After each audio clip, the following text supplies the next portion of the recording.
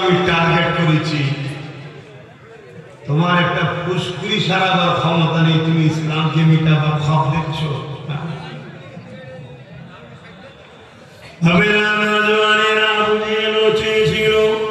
ইসলামকে মিটিয়ে দেওয়ার জন্য আমার রাসূলুল্লাহকে শহীদ করে দেওয়ার প্ল্যান করেছিল। কাকে অফারটা দিয়েছিল? হযরতে ফারুক আযমকে।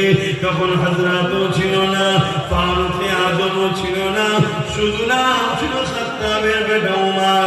হযরতে উমর দাঁড়িয়ে গেলেন, তরোয়াল বার করে ফেললে, হে আবু জেহেল রে, আমি যাচ্ছি, কাল সূর্য উঠবে, মুহাম্মদ আর উঠবে না।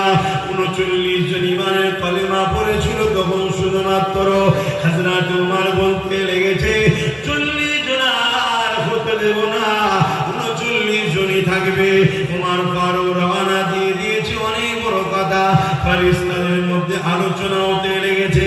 উমরকে আল্লাহ এত ক্ষমতা দিয়েছিল, জাহিলিয়াতের যুগে যখন ছিলে এমন দবদবা ছিল, পুরো মক্কায় কেউ তার বিরুদ্ধে কথা বলার ক্ষমতা ছিল না।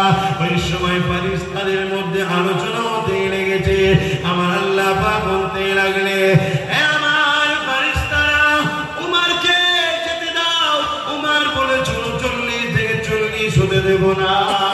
আমি আল্লাহ উমরকে 40 নম্বর মুসলমান বানিয়ে দেব।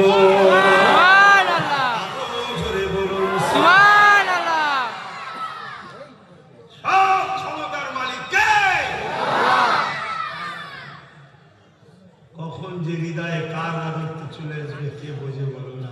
দিল দিতে লাগে না, দিল অটোমেটিক চলে যায়, ঠিক না? এর উপরে কন্ট্রোল কারো চলে না, আল্লাহ চলে। উমর তরবারে বেরিয়ে যাচ্ছে, রাসূলের শহীদ করে দেবে।